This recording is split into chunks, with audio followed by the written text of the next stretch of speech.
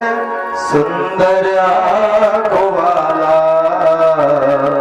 कितना सुंदर लागे बिहारी, कितना लागे प्यारा, कितना सुंदर बाके बिहारी, कितना लागे प्यारा।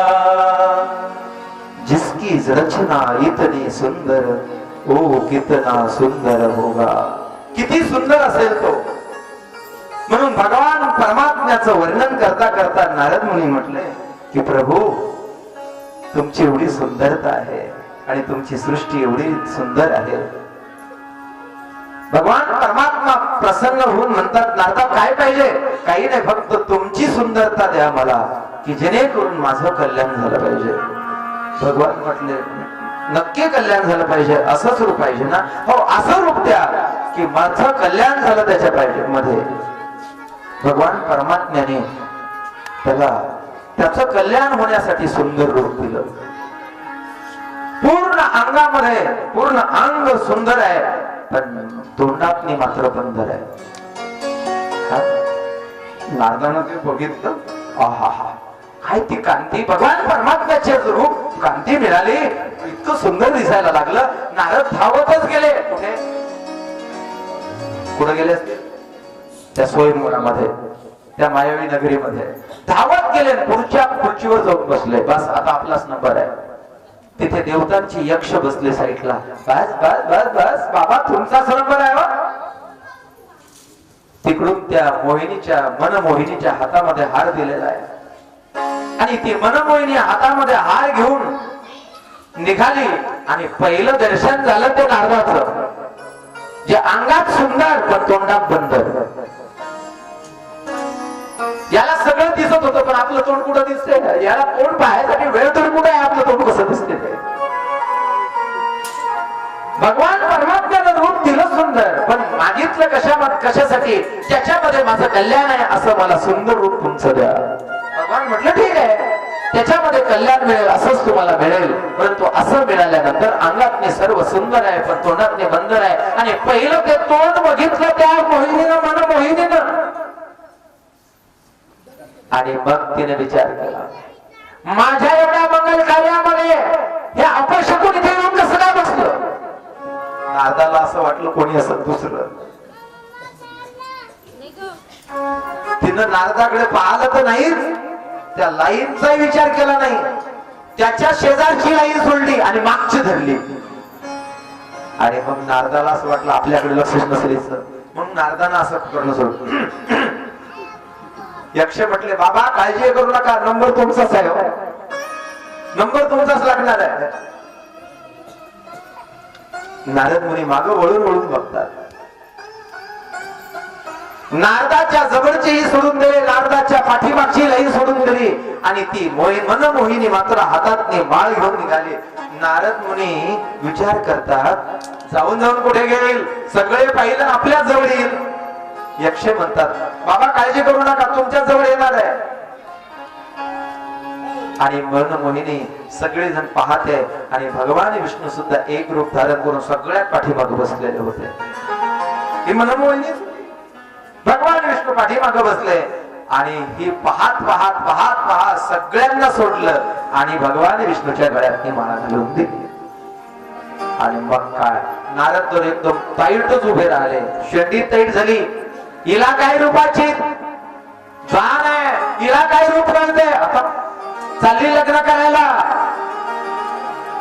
ते म्हटले, बाबा ते तुम्हालाच वरणार होते, पण काहीतरी कमी जास्त तुमचं प्रारब्ध तसं, त्याला कोण काय करणार आहे? नारद मुनी तिथून निघाले। यक्ष म्हणतात, बाबा तुम्ही सगळं सुंदर आहात, परंतु तुमचं तोंड कसं बंदरच आहे, तुम्हाला पाहिलं का? नारद म्हणतात, एवढं सुंदर असून माझं तोंड? म्हणून एका सरोवरावरती गेले, आणि नारदाने आपल्या त्या सरोवरामध्ये मुख बघितलं, सगळं अंग बघितलं, सुंदर आहे, पण तोंड मात्र बंदराचं आहे। मग तर नारदाची तळपायातली आग मस्तकात गेली, आणि त्या सरोवरा जवळून जाणारा जो रस्ता होता, त्या रस्त्याने रथ पाठी मागून येत होता। कोणाचा? हे मनमोहिनी त्या रथात बसलेली ना, हा बाबा घेऊन चालला। म्हणजे एखाद्या माणसाला जखम व्हावं त्याच्यावर त्यानं मीठ टाकावं अशीच गोष्ट झाली. याच्या जवळून रथ निघाला आणि नारदानं तो रथ अडवला. थांब,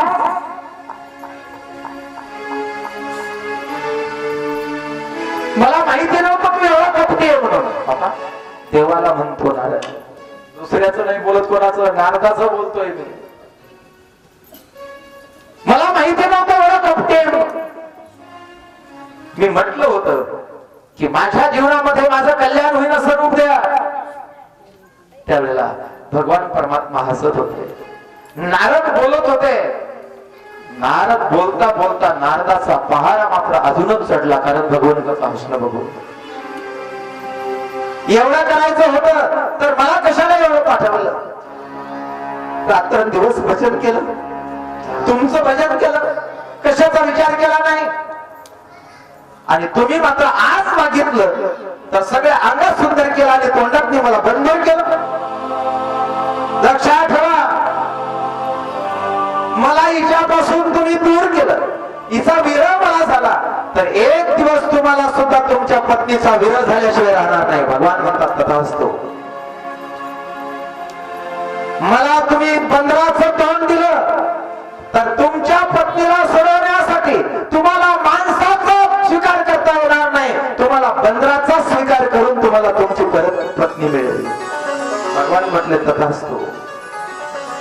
नारद मुनी एक एक एक एक शाप देत होते आणि भगवान परमात्मा मात्र तथास्तु तथास्तु म्हणत होते.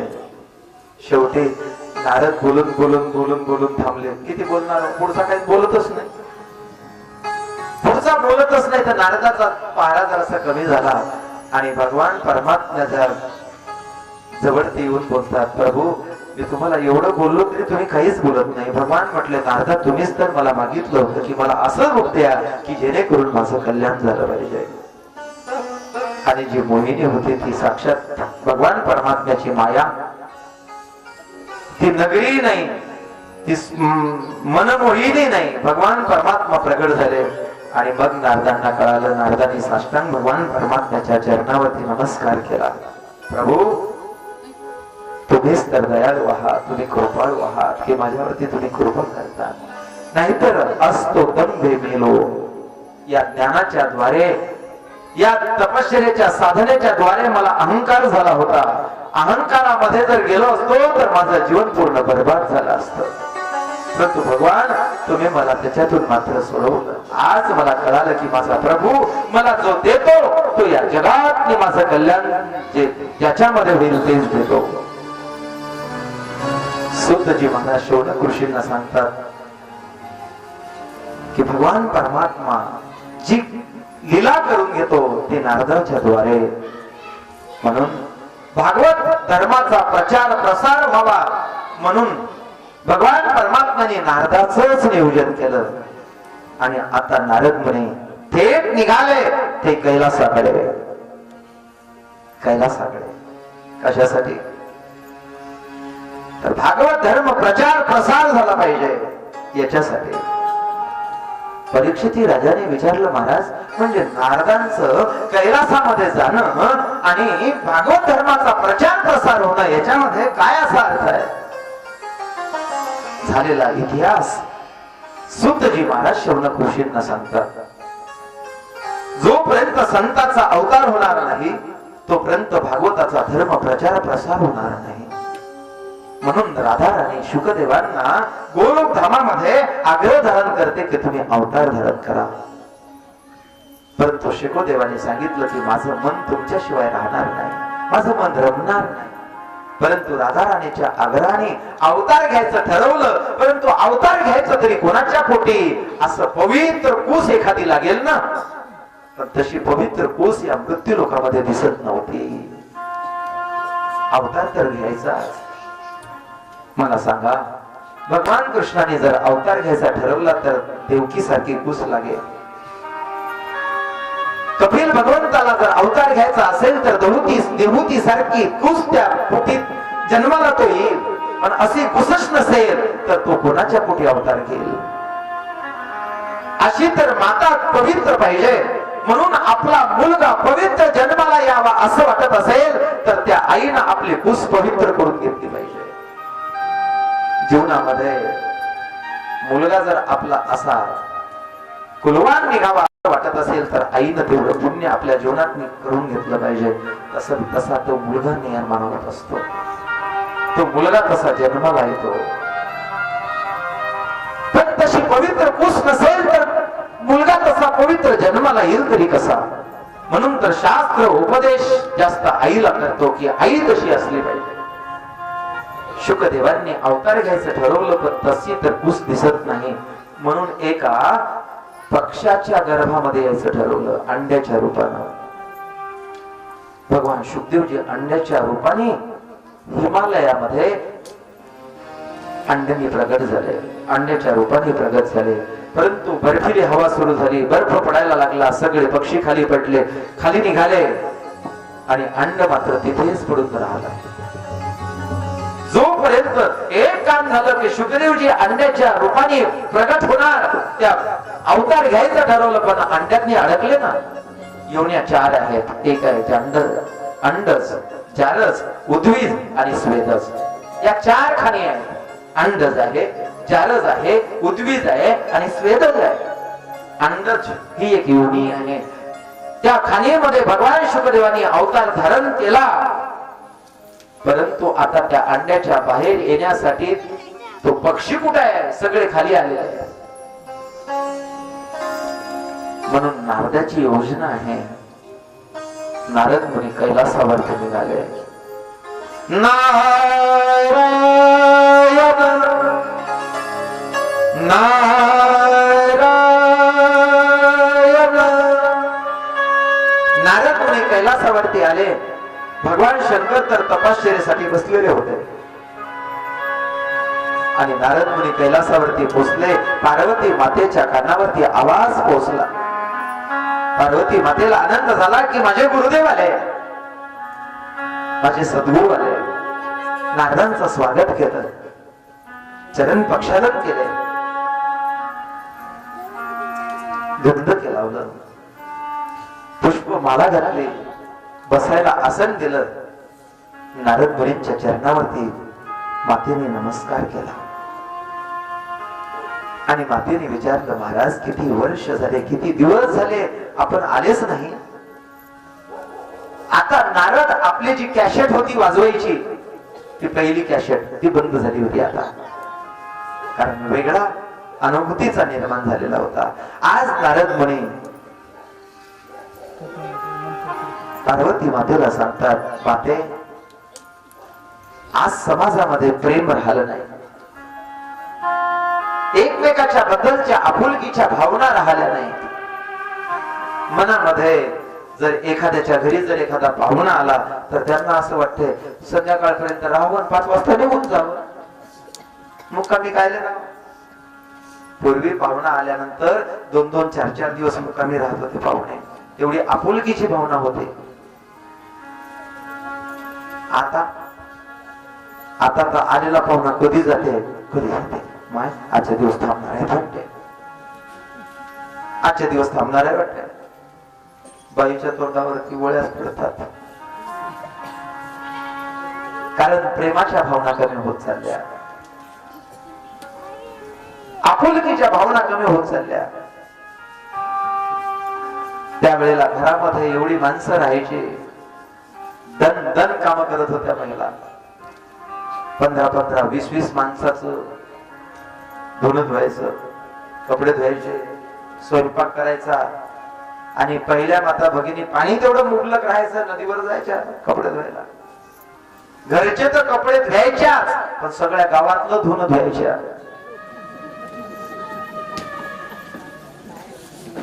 तुम्हाला हा शब्द लवकर कळला. घरचं धुणं धुता धुता धुता धुता धुता धुता शेजाऱ्याचं, भाजाऱ्याचं, सगळ्या गावातलं. आता ते धुणं बंद झालं. आता मोबाईल सुरू झाले. आता मोबाईलवर भगवान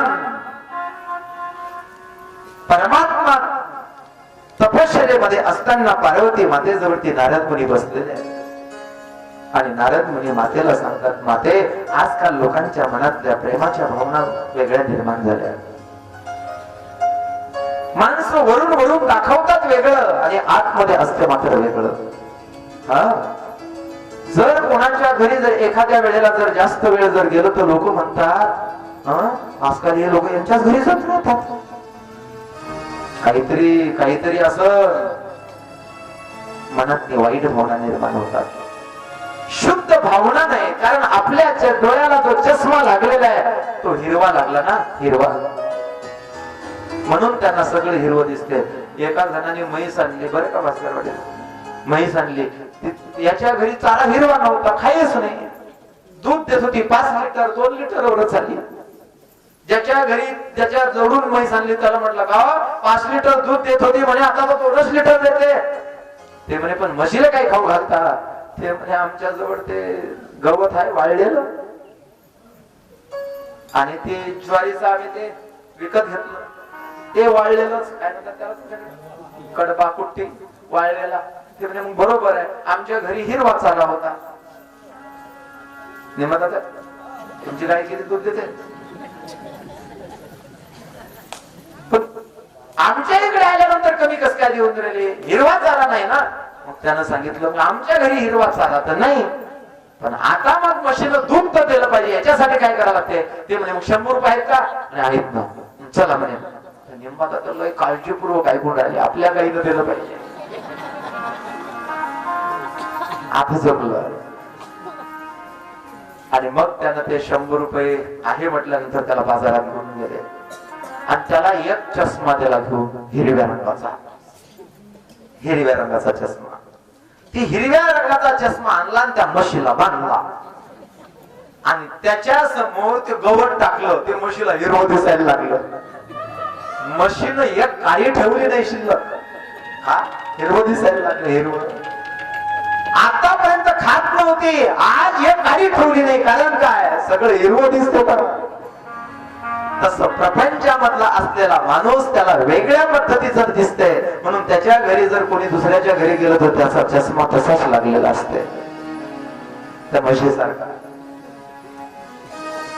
आपल्या दृष्टीनं आपल्या विचारानं तो विचार करत राहिला. सुतजी महाराज शौनक ऋषींना सांगतात की ऋषी हो, नारद मुनी पार्वती मातेला सांगतात म्हणून मी कोणाच्या घरी जाणं येणं बंद केलं. घरात मी पवित्रता राहिली नाही, घरात मी पवित्रपणा नाही. नव्हे तर एकमेकाच्या बद्दल प्रेमाच्या भावनाही नाही. पार्वती माता म्हटली बरोबर आहे महाराज, सध्या समाजात तसंच चालू आहे. मनात विकृती आहे, दाखवतात लोक एक, बोलतात एक, दाखवतात एक आणि करतात एक.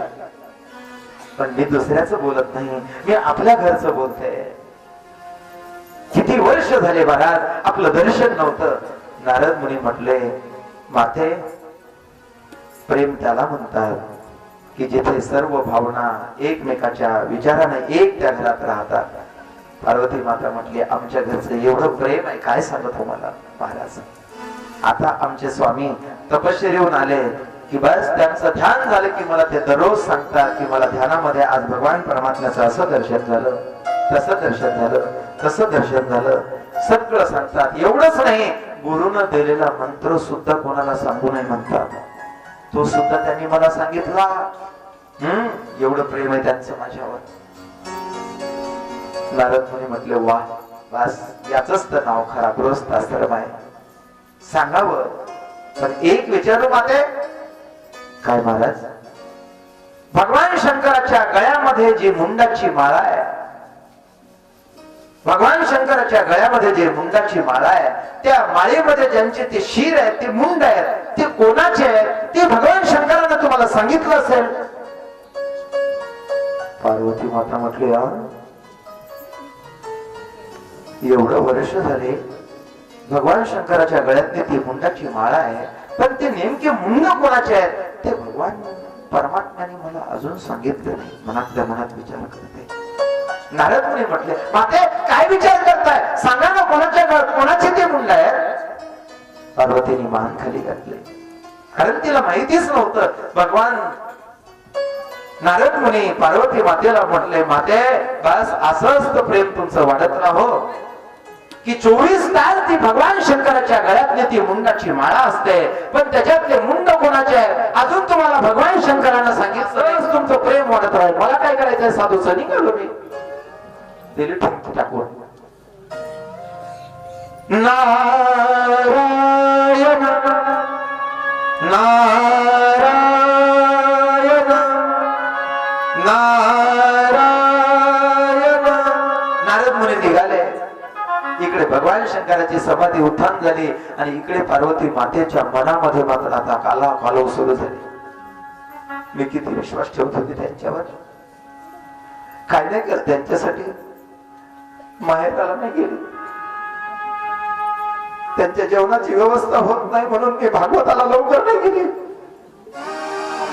येतो म्हटलं त्यांनी 11:30 वाजता, पण आले 12 वाजता. भागवताला गेली मी 1 वाजता त्यांच्यासाठी. बाई महाराजांनी सांगितलं होतं 12 वाजता भागवताला जा, कल्याण करून घ्यावं म्हटलं, पण आमच्या घरचा गोवा नाही आला म्हणून मी म्हटलं पहिले माझा धर्म त्यांना जेव घालण्याचा आहे, नंतर जाईल भागवताला.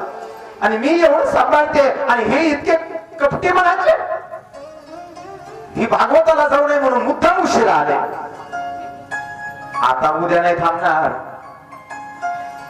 उद्या मला इतका मानव बसावं लागते, जागा नाही. सगळ्या बायानं मंडप भरून टाकला.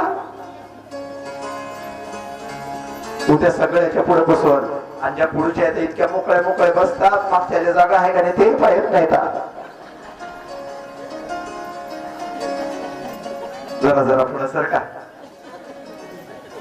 जागा असेल तर. मी तुमचं सांगितलं सरकायचं. पार्वती माता म्हणते की मी त्यांच्यासाठी एवढा विश्वास ठेवते आणि ते मात्र गळ्यातली 24 तास गळ्याची मुंड माळा ठेवतात आणि त्यांनी अजून मला ते मुंड कोणाचे सांगितलं नाही, अजूनही सांगितलं नाही. बरं झालं नारद मुनी आले. माझ्या गुरुदेवांनी माझे कान उघडले, नाहीतर मी किती भोळी साधी यांच्यावरती विश्वास ठेवत होती. आणि हे मात्र एवढ्या कपटी मनाचे.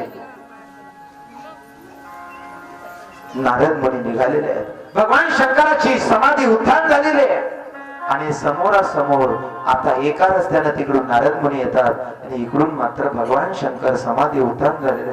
नारदानं समोरून बघितले आणि रस्त्यावरच्या कडेला बाजूला उभे राहिले. जिथून रस्ता फुटते तिथूनच बाबाला जय हरी केला. ए भोलेनाथ जय हरी. भोलेनाथाने सांगितलं नारदा जय हरी, लवकर घरी जा, माता वाट पाहून राहिली घरी. भगवान म्हटले तुम्ही घरून आले म्हणजे काहीतरी नवीन आहे आता. नारद मुनी निघून गेलेले आहेत आणि भोलेनाथ मात्र इकडे आपल्या कैलासावरती येत आहेत आणि पार्वती माता ठरवते आता त्यांना घरून येऊन द्या. मग माझं नावच आता पार्वती आहे. त्यांच्यासाठी एवढे केलं पण त्यांना काही त्याची जाणीव नाही. आज कळेल त्यांना मी पार्वती कशी येते. येऊ द्या आता घरी. ठरवून बसली ना पार्वती माता. आणि तेवढ्यामध्ये नारद मुनी निघून गेल्यानंतर भगवान शंकर आता त्या दारात आले. बघितलं तर देवी नाही. दररोज स्वागतासाठी येणारी पार्वती पण आज दारात नाही. भगवान शंकरांनी आवाज दिला, रे देवी, अरे ओ देवी, अरे ओ देवी. बस आवाज कानावरती आला आणि पार्वती माता विचार करते येऊ द्या आता त्यांना. आता त्यांना अद्दलच घडली. दाराकडे तोंड होतं ते भिंतीकडे केलं. भगवान शंकर आतमध्ये आवाज देत देत आले, देवी, अरे ओ देवी, ओ देवी. आतमध्ये प्रवेश केला परंतु देवी पार्वती इकडे नाही तिकडे नाही. सहज नजर गेली तर कोपगृहामध्ये बसलेली पार्वती भगवान शंकरांनी बघितली. भगवान शंकर त्या ठिकाणी आले आणि सांगायला लागले, देवी आज आज भगवान परमात्म्याची त्या माझ्या मुरलीधराची अशी ठाकी दिसली, काय सांगू तुला. अगं गायीच्या पाठीमागे उभा राहिलेला माझा भगवान परमात्मा, मोरपीस लावलेला, पितांबर नेसलेला, हातामध्ये बन्सी, एवढं सुंदर ते ठाकी काय सांगू तुला देवी. परंतु आज मात्र पार्वती ते ऐकण्याच्या मनामध्ये नाहीये. प्रत्युत्तर भगवान शंकर म्हटले देवी मी तुला सांगतोय आणि तुझं लक्ष माझ्या सांगण्याकडे दिसत नाही. म्हणून भगवान शंकर समोर आले तर पार्वतीनं तोंड तिकडे केलं इकडचं. भगवान शंकर पुढे आले पुन्हा इकडचं तोंड केलं तिकडे. देवी काय झालं तुला? अगं माझ्यासोबत बोल. झालं तरी काय? माहित आहे मला.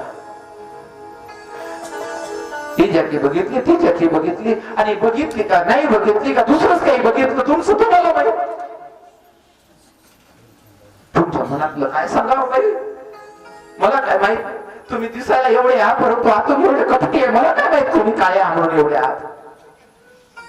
आणि खरंच सांगतो तुम्हाला बरं आहे भास्कर पटेल तात्या सुरेश महाराज लय चांगलं आहे. आपल्या मनात काय आहे ते आपल्या घरच्या बाईला कळत नाही. नाही तर बाईनं चहाच दिला नसता. खरं सांगतो तुम्हाला मावल्या जर मनातलं जर आपल्या घरच्या माणसाच्या मनातलं जर कळलं असतं ना आपल्याला तर बाईनं भागवताच्या बाहेर मंडपाच्या बाहेर पाय टाकला नसता. नाही जायचं मला काय माहिती एवढे कपटी आहेत म्हणून. बर माणसाच्या बद्दल आणि बायाच्या जर मनातलं कळलं असतं तर माणसानं घरात येऊ दिलं असतं का? ते बरं आहे देवानं की कोणाच्या मनातलं कळत नाही. पण आज पार्वती माता म्हणते तुम्ही वरूनही मात्र कपटी आहात. मनात किती कपटी आहेत. भगवान भोलेनाथ म्हटले देवी अशी काय तू बोलत आहेस? अगं मी तुझ्यावर किती प्रेम करतो. तुझ्यावरती किती प्रेम करतो.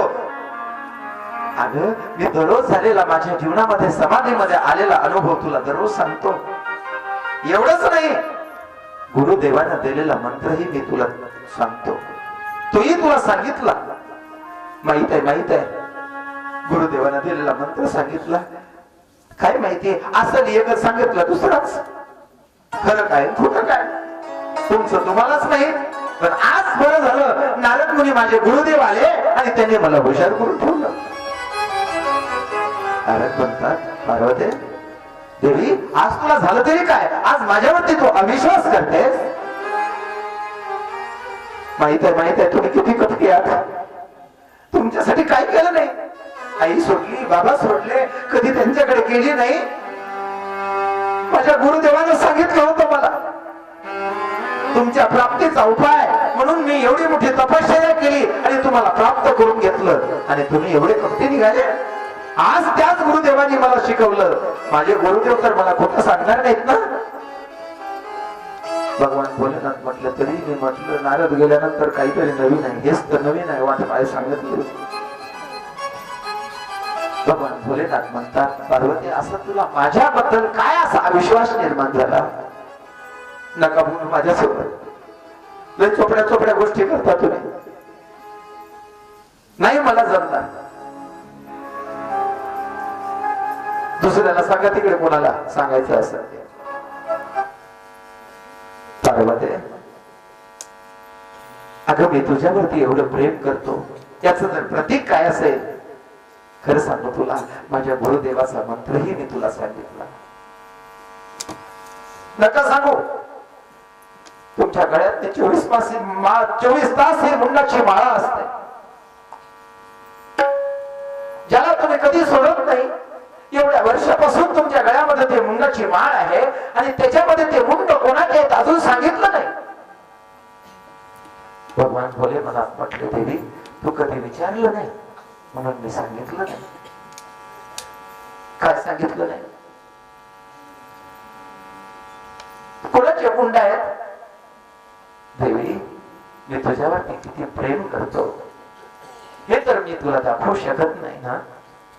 पण माझं तुझ्यावर किती प्रेम आहे याचं जर काही प्रतीक असेल तर माझ्या गळ्यातली ही मुंडाची माळ आहे. म्हणजे माझ्यावरती प्रेमाचा आणि या मुंडाच्या माळेचा काय संबंध आहे? देवी खरं सांगू मला ज्या वेळेला तुझा अवतार समाप्त होतो. मागचा अवतार तुझा सतीचा होता. तुझ्या वडिलांच्या निमित्ताने त्या वेळेला तुला क्रोध निर्माण झाला. योग अग्नी प्रगट करून तू तुझं स्वतःच शरीर जळून भस्म केलं. पण मी तर तुझ्याशिवाय राहू शकत नाही ना, म्हणून मी तिथे स्मशानामध्ये जातो आणि तुझ्या देहाचं ते मुंड घेऊन येतो, ते शिर घेऊन येतो आणि माझ्या गळ्यामध्ये ते परिधान करतो. जेवढे हे माझ्या गळ्यात मुंड आहेत एवढे तुझे जन्म आणि अवतार झालेले आहेत. एका एका प्रत्येक अवतारातलं मुंड माझ्या गळ्यात आहे. पार्वती मध्ये माता म्हटली, स्वामी खरं आहे, हो देवी हे खरं आहे, हे तुझ्या पहिल्या जन्मातले हे सगळे शिर आहे, मी तुझ्याशिवाय राहू शकत नाही. म्हणून तर गळ्यामध्ये ही मुंडाची माळा घातलेली आहे. तुझ्यावरती प्रेम म्हणून जर हे काय असेल तर हे प्रतीक आहे माझ्या गळ्यात. पार्वती माता म्हटली, बाई तुम्ही तर अजूनच जास्त कपटी निघाले, मला पुन्हा पुन्हा मरावं लागते. तुम्ही जसेच्या तसेच असं काय खाल्लं तुम्ही? माझे एवढे जन्म झाले, पुन्हा मला जन्माला यावं लागतं, मरावं लागतं, जन्माला यावं लागतं, मरावं लागतं, आणि तुम्ही जसेच्या तसेच. त्यावेळेला भगवान भोलेनाथ म्हणते, पार्वती माझ्या जीवनामध्ये मी भागवत अमृत सेवन केलं म्हणून मला मरण येत नाही. जीवनामध्ये भागवत अमृत सेवन केल्यामुळे मी अजरामर झालो. पार्वती माता भगवान शंकराच्या चरणाला लागले आणि सांगितलं, प्रभू हे भागवत अमृत सेवन करण्याची इच्छा माझी आहे. मला सुद्धा हे भागवत अमृत सेवन करायचं आहे आणि मला सुद्धा अजरामर बनायचं आहे. याच्यासाठी मला भागवत अमृत पान करावा.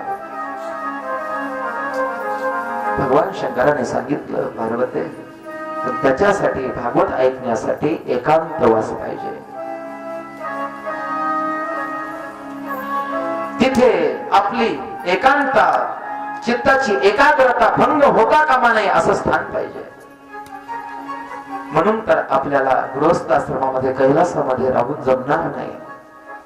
स्वामी तुम्ही म्हणाल तिथे मी येईल, परंतु मला भागवत अमृत सेवन करायला पाहिजे. तुम्ही द्या. भगवान भोलेनाथांनी पार्वती मातेला भागवत अमृत सेवन करायचं द्यायचं ठरवलं. पण असं स्थान कोणतं आहे ज्या ठिकाणी ते अंड पडलेलं होतं, त्या स्थानावरती त्या हिमालयामध्ये जिथे त्या गुफेचं नाव आहे अमरनाथ, ती अमरनाथ गुफा, त्या गुफेमध्ये भगवान शंकर पार्वती मातेला घेऊन आले. भगवान शंकर आसनावरती बसले आणि पार्वती माता समोर आसन टाकून बसलेले. आजही त्या अमर गुफेमध्ये भगवान शिव पार्वती मातेला भागवत अमृत सांगतात आणि तेच भागवत अमृत आपल्या खरजोळी गावामध्ये प्राप्त झालं भगवान भोलेनाथाच्या कृपेने.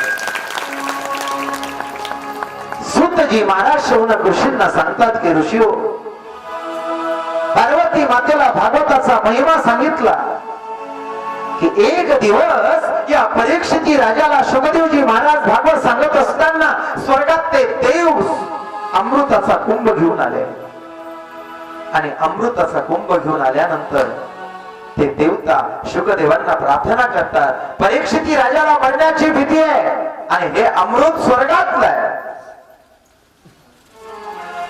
हे अमृत राजा परीक्षितीला द्या आणि हे भागवत अमृत मात्र आम्हाला द्या.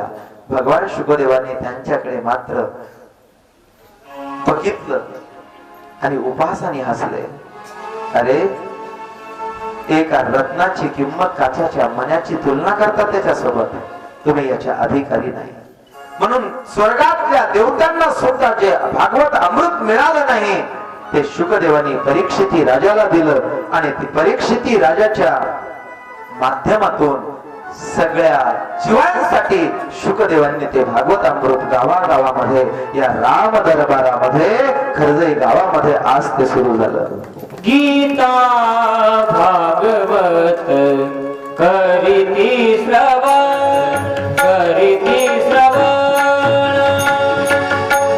गीता भागवत करीती श्रवण, गीता भागवत करीती श्रवण, गीता भागवत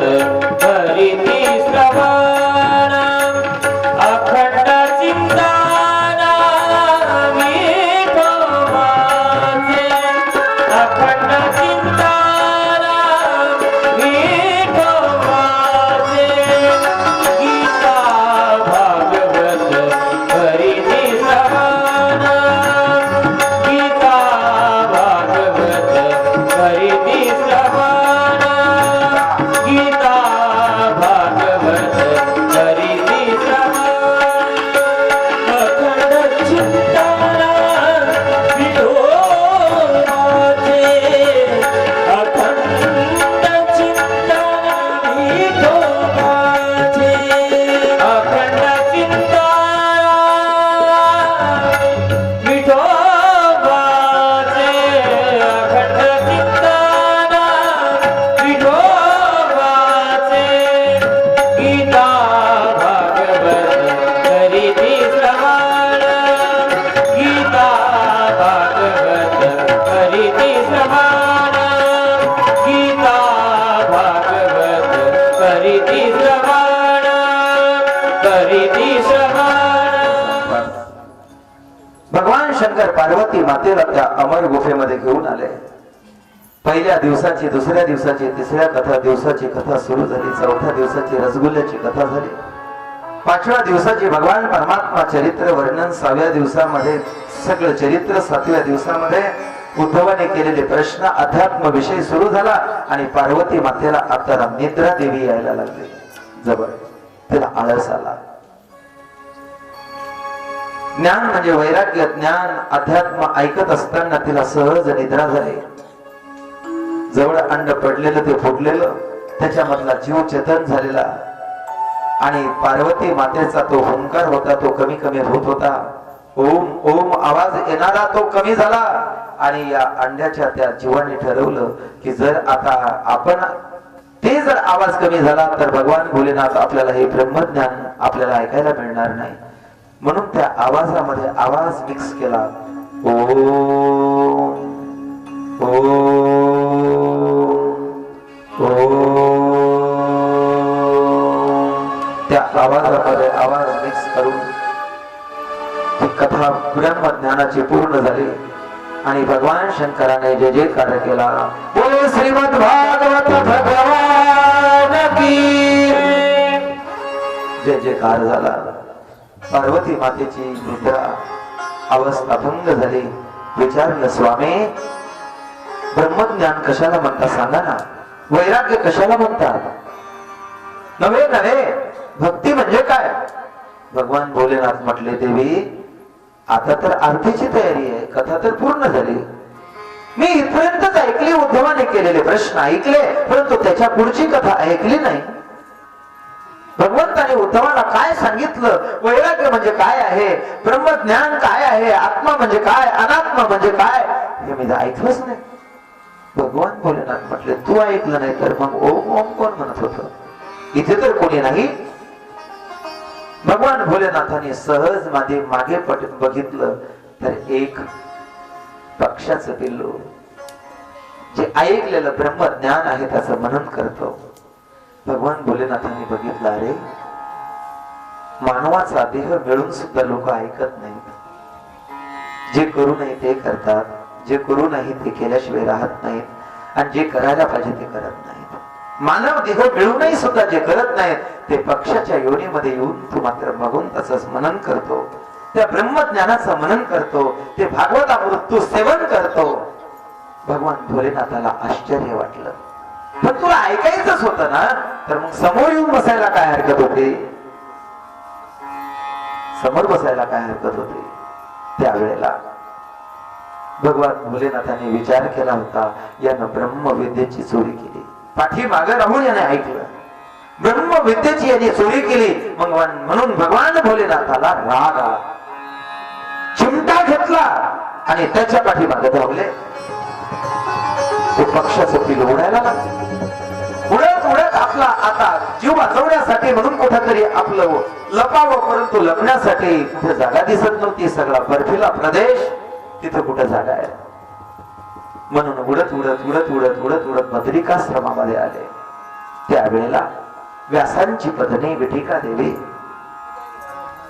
तिचं नाव सोळजा,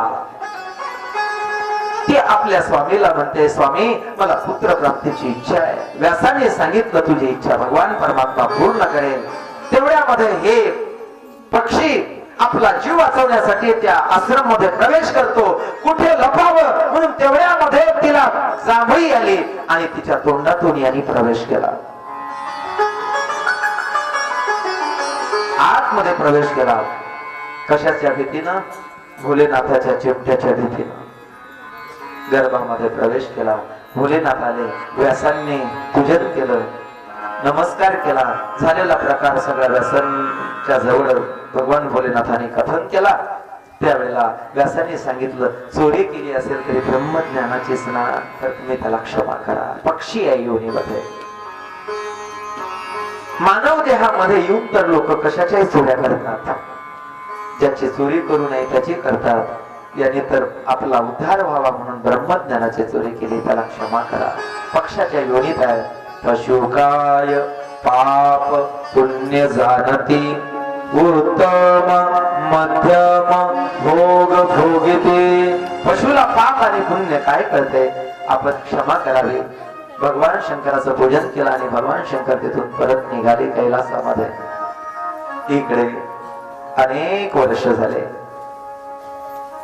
भगवान शिव आणि पार्वती माता आता ते भागवत अमृत सेवन केल्यानंतर अर्धांगी पार्वती सुमनांच्या माळा. आता ती पार्वती माता अर्धांगिनी बनली. वेगळी समजणारी स्वतःला आता ती अर्धांगिनी झाली. म्हणून पार्वती माता ही अखंड भगवान शंकराच्या मांडीवरती विराजमान आहे. ती भगवान शंकरापासून वेगळी नाही, ती अर्धांगिनी आहे. म्हणून सगळ्या देवतेंच्या सभेमध्ये जरी असेल तर ती पार्वती भगवान शंकराच्या अर्ध्या अंगावरती वास्तव्य करते. आणि माझे भोलेनाथ त्या पार्वती मातेची ती स्थिती पाहून प्रसन्न झाले आणि त्या भोलेनाथाची ती अर्धांग पार्वती नटेश्वर ते रूप आज मात्र सगळ्यांना अनुभवायला प्राप्त झालं त्या भागवत अमृतामुळे. ओम नमः शिवाय. हरि ओम नमः शिवाय.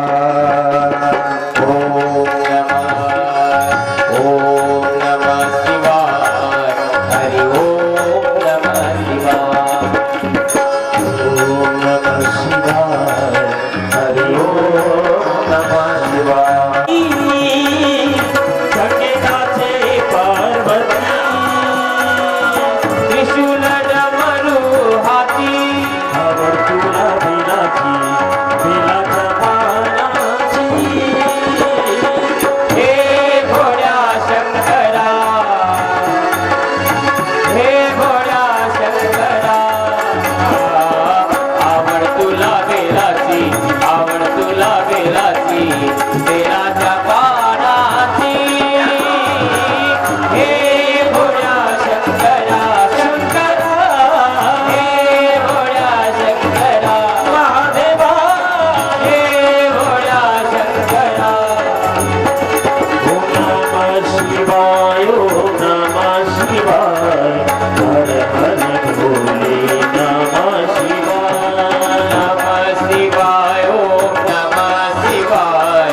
हर हर भोले नमः शिवाय.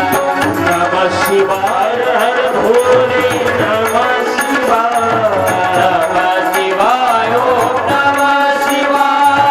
हर हर भोले नमः शिवाय. हर हर भोले नमः शिवाय.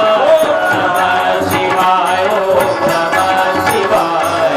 हर हर भोले नमः शिवाय. नमः शिवाय. ओम नमः शिवाय. हर हर भोले नमः शिवाय. जटाधराय शिव जटाधराय. हर हर भोले नमः शिवाय. जटाधराय शिव जटाधराय. हर हर भोले नमः शिवाय. ओम नमः शिवाय. ओम नमः शिवाय. ओम नमः शिवाय. ओम नमः शिवाय. हर हर भोले नमः शिवाय. मी पाहिला शंकर अर्धनारी नटेश्वर.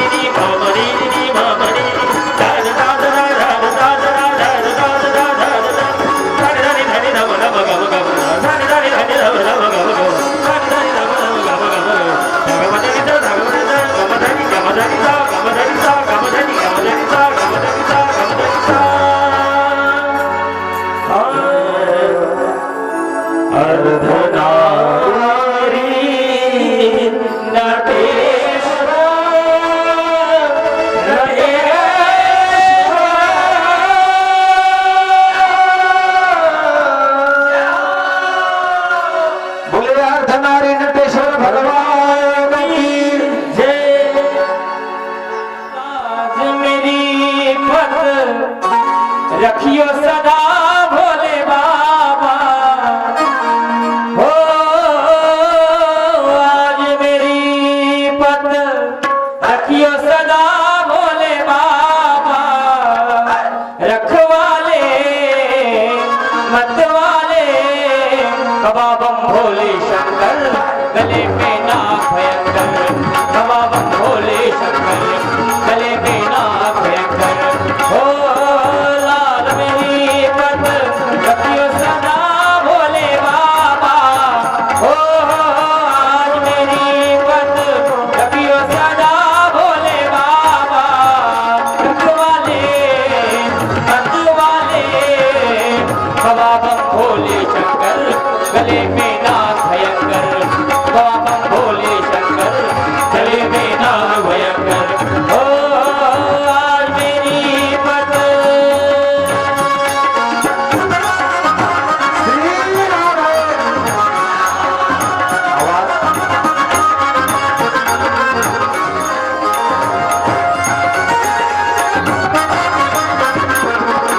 माथे पे भोले चंदा सजाया माथे पे भोले चंदा सजाया कानों में भोले कुंडल सजाया कानों में भोले कुंडल सजाया सब गंगा की धारों में इसके जंतों की धार है तेरे रखवाले मतवाले रखवाले मतवाले बाबा भोले शंकर गले में ना भयंकर बाबा भोले शंकर गले में ना भयंकर हो आज मेरी पत रखियो सदा भोले बाबा रखवाले मतवाले बाबा भोले शंकर गले में ना भयंकर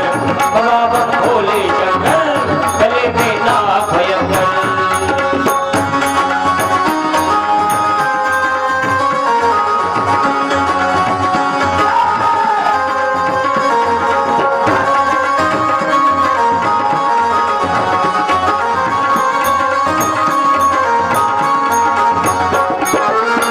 गले में डोले नाग सजाया गले में डोले नाग सजाया हाथों में भोले तूने डमरू सजाया हाथ में भोले तूने डमरू सजाया कष्ट मिटाए हैं भक्तों के रखवाले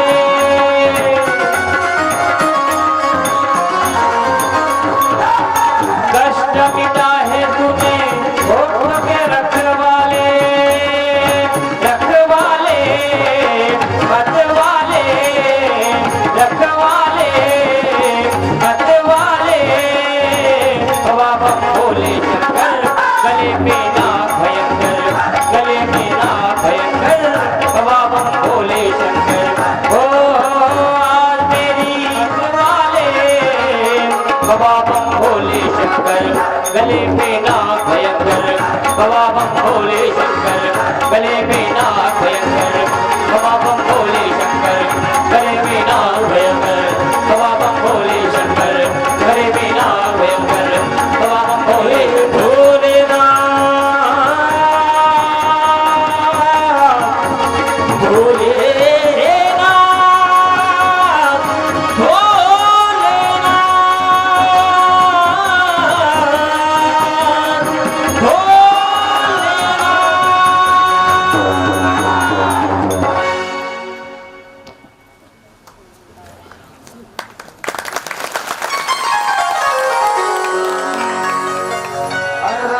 नटेश्वर भगवान की जय।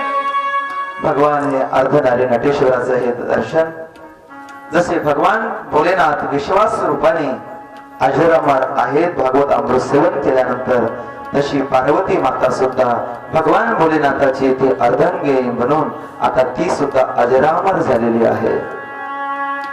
अर्धांगी पार्वती सुमनांच्या माळा कर्पूर गौरम करुणावतारम संसार सारम भुजगेंद्रहारम सदा वसंतम हृदयारविंदे भवं भवानी सहितं नमामि।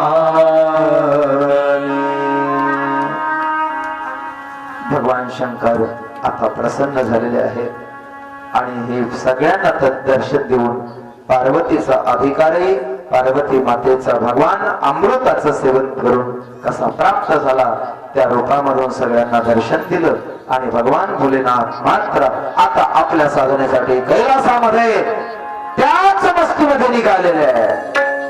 ओम नमः शिवाय, ओम नमः शिवाय, हर